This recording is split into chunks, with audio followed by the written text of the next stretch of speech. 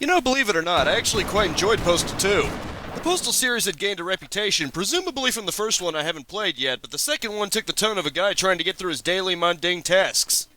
Of course, it always happens to go tits up, but still, you were responsible for how crazy you wanted the dude to be, much like Grand Theft Auto. Then Postal 3 came around, and things weren't so good. It had potential, but it was clearly wasted. Redeeming themselves, Running with Scissors made Paradise Lost, and while it was much better, it still used Postal 2's engine. This leads us to 2019, with Running with Scissors releasing the alpha of their own attempts to evolve the series with Postal 4, No Regrets. No, you heard right, that's actually the name. Of course, with the bad reputation of early access games, how good can this early in development game actually be? That is what I hope to answer in this review of Postal 4, the janky alpha build.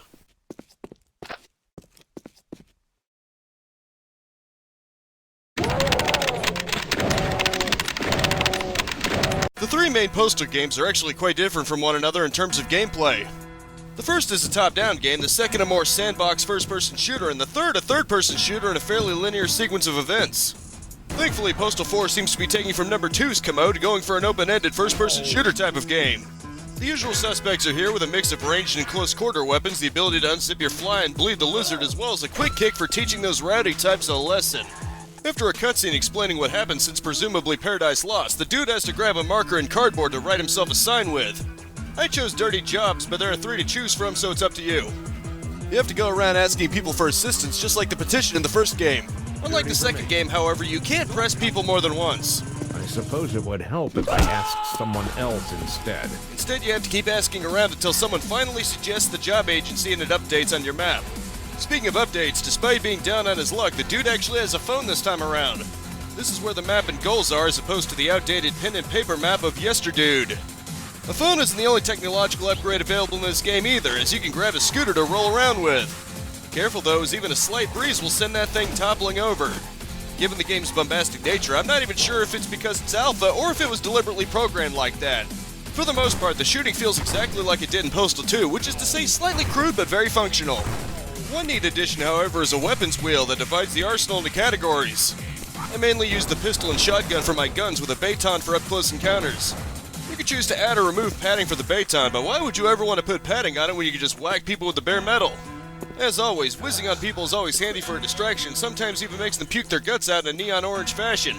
As I learned the hard way through experimentation, the toilets and bathtubs can actually become discolored if you choose to let loose in them. Also, much like in Postal 2, the world is broken up into loading screen chunks and it actually takes a bit long to load. Healing items are the same as they've always been, with food providing a quick boost and health pipes bringing your health up to 125, with an eventual 25 penalty when you start suffering withdrawal. Catnip's also back in the game, but I used it for luring cats with to fulfill a quest rather than for its slow-mo properties. And speaking of tasks, this alpha only comes with 3 of them at the moment, with 1 randomly occurring additional task. These include being a prison guard with the expected riot to quell in your own way, collecting dogs and cats to the in no way shady individual in his van, and performing sewer jobs down under. In the prison one, you have to memorize some very funnily numbered codes to shut down each wing, all the while dealing with some very rowdy inmates. Collecting cats and dogs wasn't so bad. The dogs were actually easy with the treats, but the cats were actually a bit of a pain hunting down. The sewer jobs are actually broken down into 3 subcategories, which include replacing light bulbs, clearing out obstruction, and pumping out a flooded area. The light bulbs require moving boxes around, both to stand on and to cover steam vents so you don't roast yourself to death. The obstruction clearing was actually the simplest. You just beat on the crap blocking each pipe and stand clear to avoid being sprayed with people's lunches. The last one actually requires careful hopping along objects to get to the required pumps and valves to clear out the flooding. It may not seem so bad falling in, but the local alligator population is a bit hungry. This is in addition to the fire breaking out ironically at a fire station.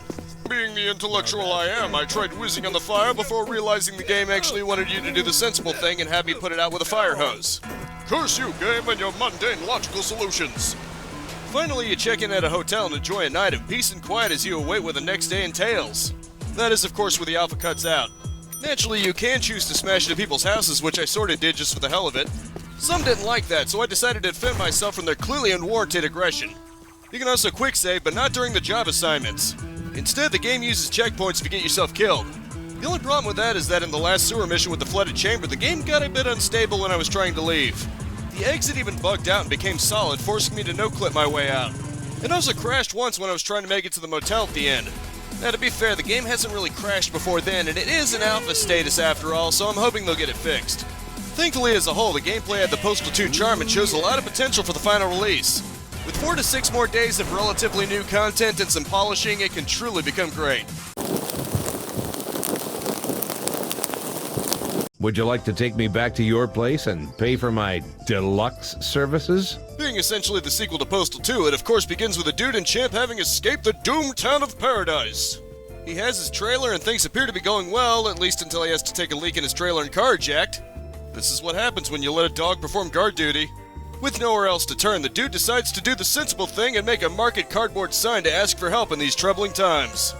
After getting rejected, Here's a job idea. Go far away from me. and again, I've got $20 if you know what I mean.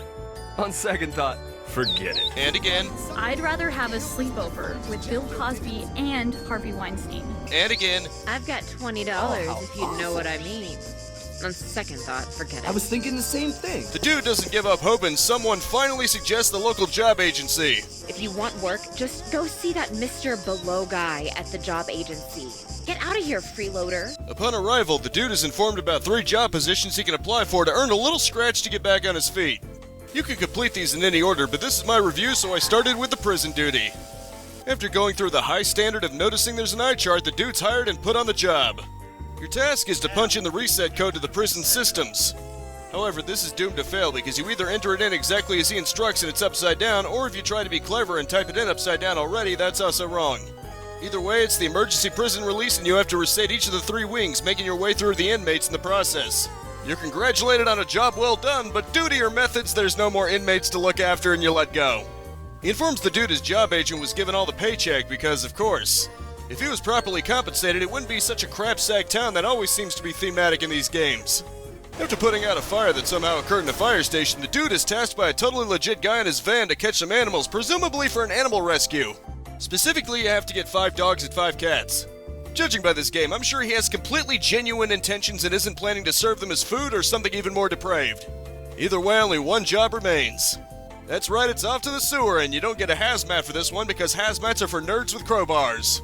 The dude is actually instructed, in addition to the 3 tasks, to tell the previous guys that they're fired.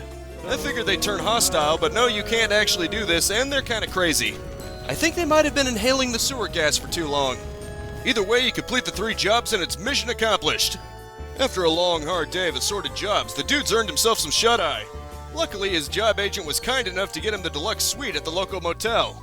The man at the desk informs him that this room is state-of-the-art, providing free complimentary cables, the free find-what-you-can-eat continental breakfast policy, and the very open pet policy that doesn't discriminate against any vermin.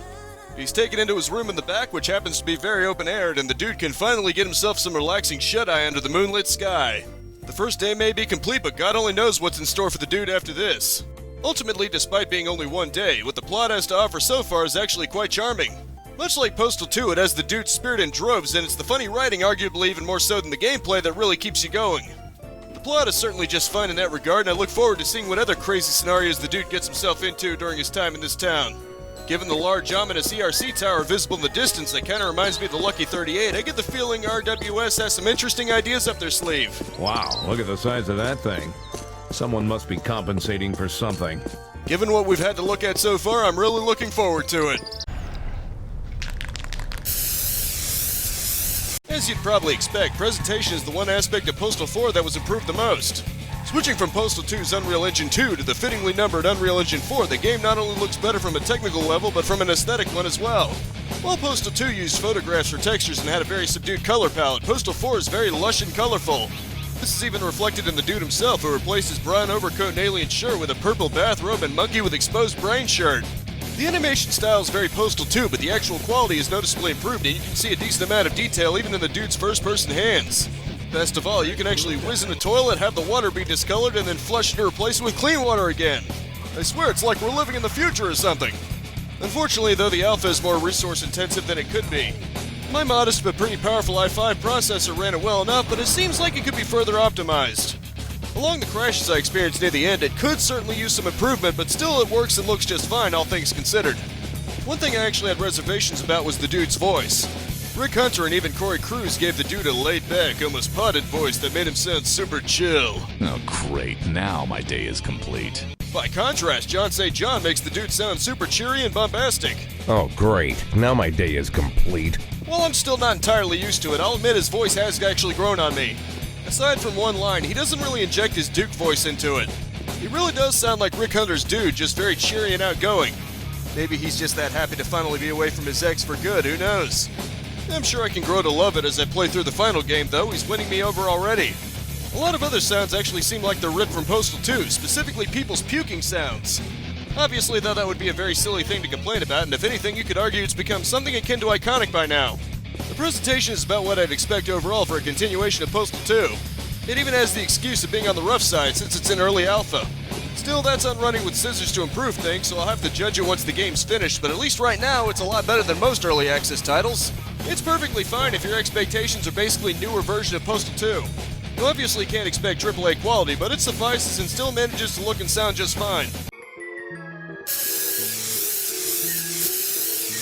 Shake a leg. It's hard for me to judge it entirely by its alpha status, but all I can say is it has a lot of potential. The game's a bit unstable and certainly rough in a lot of areas, but the Postal 2 shine still carries through, and I'd probably rather play this one day 7 times than play through Postal 3, so you can do a lot worse. All I can say right now is keep up the good work, Running with Scissors. You've got a good thing going, and I like what I see so far. If you can optimize the performance, patch up the bugs, keep it from crashing, and give it enough content to fill out a week, I expect very good things from you. If nothing else, I'm pretty sure I can count on the writing to keep me amused, which seems to be Postal's strong suit, even Postal 3's. This has been my review of Postal 4 Alpha. Thank you so much for watching. Now let's go grab a health pipe and take a nice big inhale because the week's just started and it's only going to get crazier from here.